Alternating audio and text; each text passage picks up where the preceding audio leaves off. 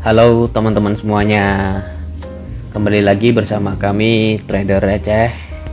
Kali ini ada good news, short term temporary untuk datang dari Donald Trump yang menghentikan operasi militernya secara tiba-tiba ya di jam 6 gitu kan, subuh-subuh gitu kan kalau di Indonesia tuh.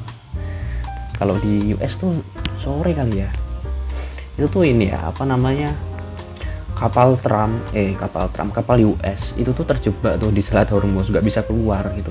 Jadi ya pada akhirnya Trump menghentikan operasi militernya ya untuk memberikan ruang diplomasi. Ya ini dah datang dari jam subuh, terus muncul news ini kan. Kita cek tuh marketnya gimana ya. Market sementara ini ya nggak gimana-gimana sih teman-teman. Dari sisi teknikal ya masih sama kayak kemarin, yaitu testing di area fair value gap ini kan. Oh ya, saya mau tambahin ini kan kalau dari time frame yang lebih besar, di lower high yang terakhir kan yang ini kan ya, tep.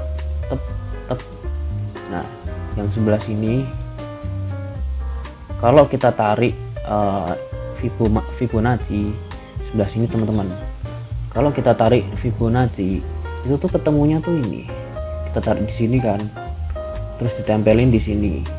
Nah ketemunya di level 83.351. Nah kalau misalnya kita tarik ya sekitaran sinilah ya, kalau misalnya ditarikin nggak bisa akurat sih teman-teman.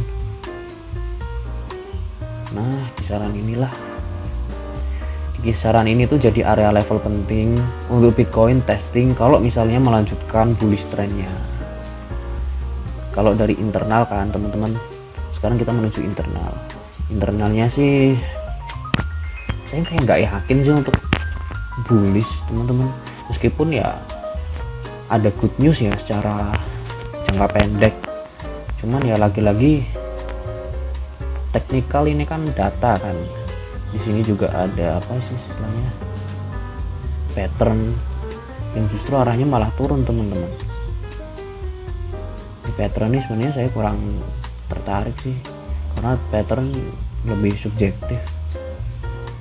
Cuman oke lah ya, nggak apa-apa lah ya, kita pakai yang ini aja.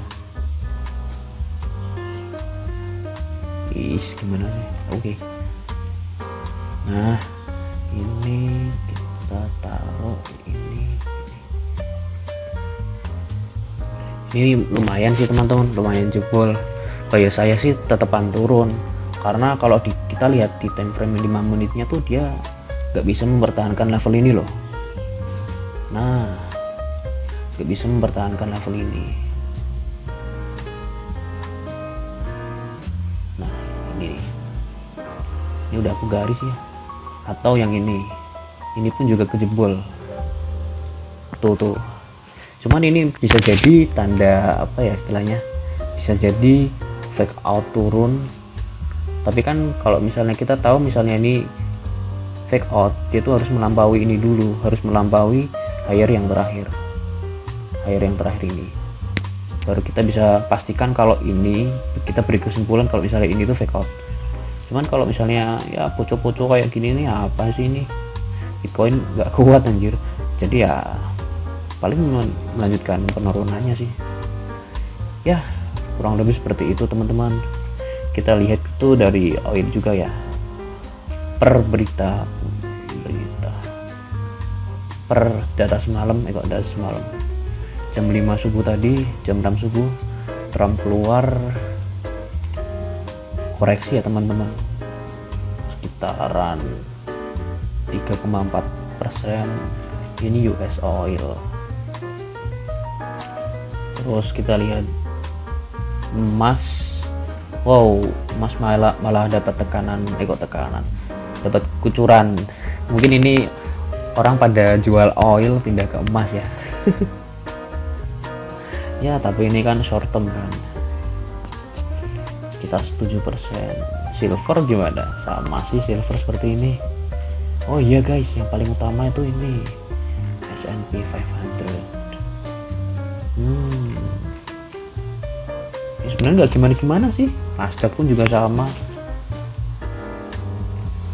Nah ini jangka pendeknya dolar mengalami pelemahan ya.